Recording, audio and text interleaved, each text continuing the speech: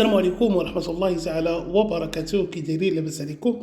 نتمنى من الله يعطيكم هذا الفيديو في كامل الصحة والسلامة. مرحبا بكم في فيديو جديد.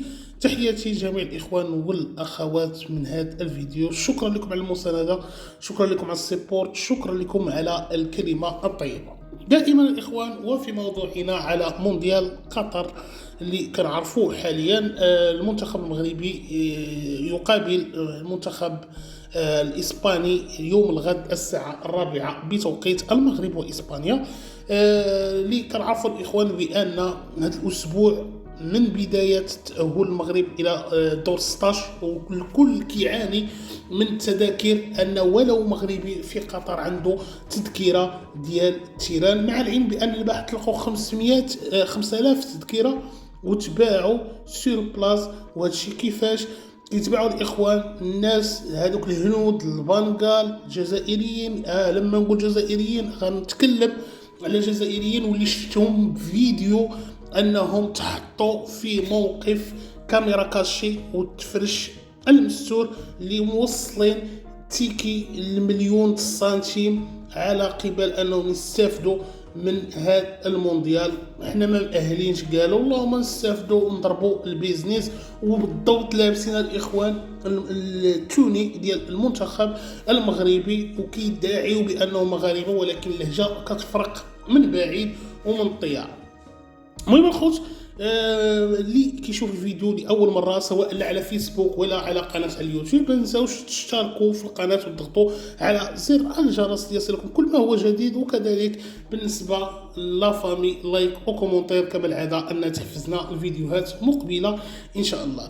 المهم الاخوان، كما شفنا بزاف ديال الفيديوهات، بزاف ديال لي باج في فيسبوك اللي كذلك انهم وضحوا وحطوا لي فيديوهات ديالهم وهما داخل قطر، وكذلك اللي مشاو للمكاتب البيع التذاكر واللي كيلقاو انه كيقول لهم راه ما عندناش التذاكر هنا، سيروا راه كاينين التذاكر اونلاين، ما توقفوش هنا وشحال من حاجه. مع العلم بان السوق السوداء اللي كيترأسوها مكسيكيين وبرازيليين باكستانيين هنود وجزائريين وكذلك مغاربه ومصريين، يعني هاد المجموعات حتى المغاربه ديالنا مخشيين هنا، باش ما يقولش واحد اخر لا كتهضروا على الجزائر، لا الجزائر ومغاربه وهنود وباكستانيين وكذلك ارجنتينيين ومكسيكيين. يعني هاد الناس الاخوان دايرين خبله تماكين. كيفاش واحد كتسمح له نفسه هندي ما ليس له اي علاقه تربطه بالمنتخب المغربي لا من قريب ولا من بعيد، انه كتلقى عنده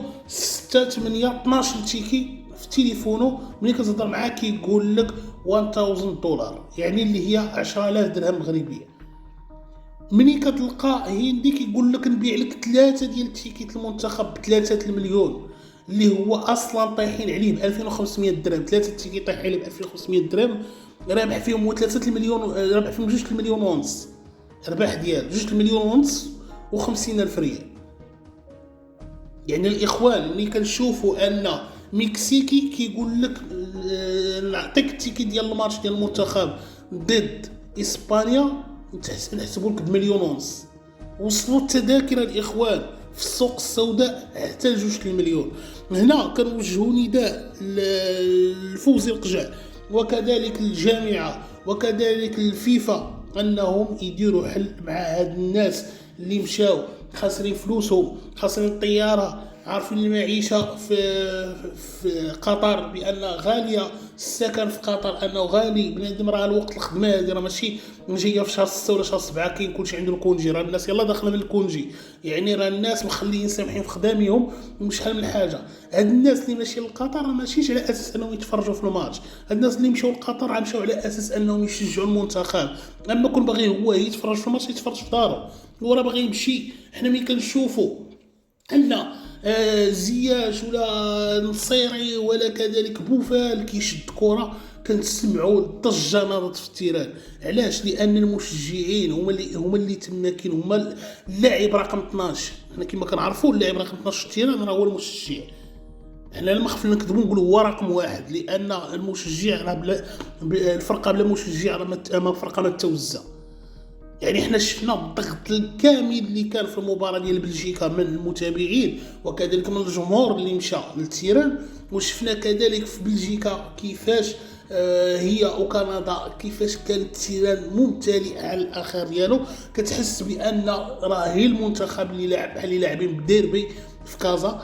يعني الاخوان راه خلى جميع الاعلام العربي انه يتحدث على الجمهور ديال المنتخب المغربي، ولكن هنا بان كانت الكاميرا الخفيه رصدات بعد الهنود وسالتهم لماذا انكم عندكم نتوما 4 ديال التيكيت 6 ديال التيكيت. كاين الهندي اللي وصل عنده 12 تيكي ديال المنتخب المغربي. كيقول لهم بان راه المنتخب المغربي ماشي يتفرجوا فيه المغاربه بوحدهم، راه يتفرجوا قطريين، سواعده، اماراتيين، عمانيين وشحال من حاجه. يعني راه المنتخب الوحيد العربي لهذا التذاكر ديالو كيتشراو بسرعه وكنعاودوا فيهم البيع لان كيخدمنا. هاد الناس جالسين ودايرين عصابات وكما كنسميوهم المافيا اللي حاطين تما في قطر.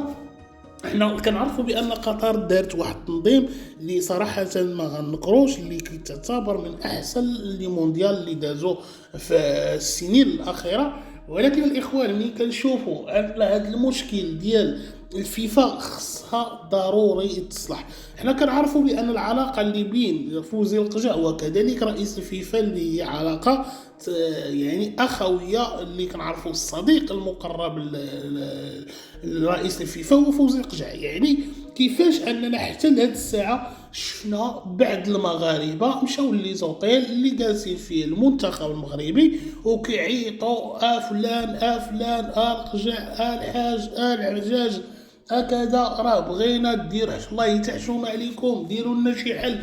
يعني راه المنتخب راه متبع كل شيء من الداخل ومن برا. كذلك الجامعه راه متبعه الشعب. ما يمكنش ليا ان الجامعه متبعه ليا المنتخب وناسيه الجمهور، راه ما كايناش هذه. يعني الجامعه راه عارفه شنو كاين. حنا كنتمناو انها تكون شي حل لهاد المغاربه اللي كاينين في قطر. والمغاربه اللي كاين في قطر مساكن حتى هما كيقولوا حنا هازين الهم. المغاربه اللي جايين في الطياره اللي غيهبطوا هنا في قطر كيفاش غيتعيشوا مع هذا الموقف وشحال من حاجه. واش شفنا جزائري لابس تونيت المنتخب وجالس لداخل كي قدام لي كيشي ديال لي تيكي وكيقول لهم 10000 12000 15000 درهم باش نبيع لك التيكي ديال المنتخب.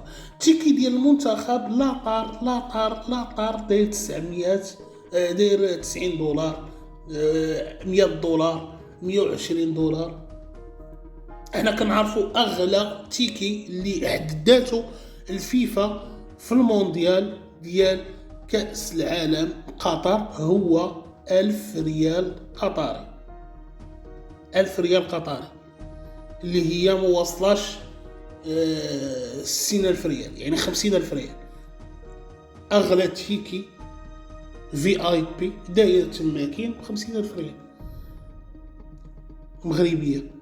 احنا ولينا كنشوفوا غير التيكي العيان اللي داير هو ب 900 درهم 800 درهم اللي كيشريو الهنود ب 300 درهم لانه وافد يعني جالس في هذيك البلاد.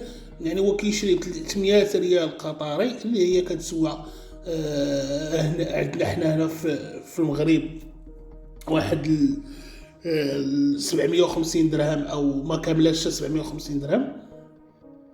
كنلقاوه جالس كيبيعو هو بمليون مليون ونص، والناس جالسين كيتسائلوا لماذا ولماذا ولماذا.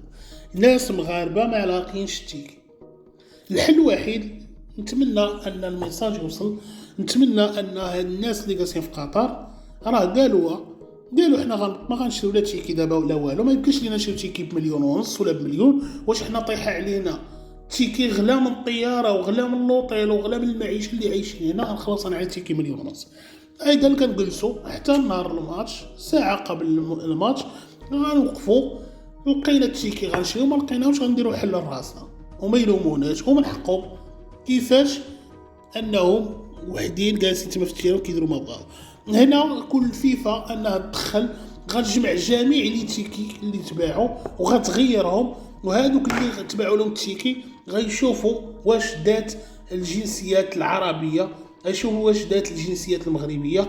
اما الهنود وشي جنسيه اللي ليس لها علاقه بالكره خداتهم شي بزنس فيهم تحرمهم من التيكي. تجمع التيكي اللي تباعوا وتحط تيكي جداد اللي غيكونوا للمغاربه، لان الماتش ديال المنتخب المغربي والمنتخب الاسباني، راه حتى الاسبان ما عندهمش تيكي.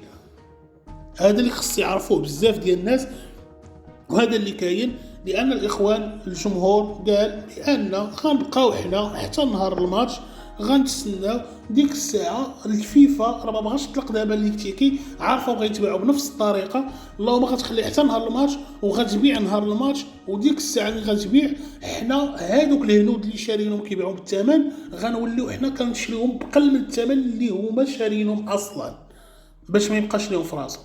نتمنى الاخوان هذا الشيء ما ينطبقش في المباراه الجايه، ونتمنى ان الجمهور المغربي توصل دقيقه تما كاين 80 تشوف المنتخب راح بواحد ولا جوج قطعوا لي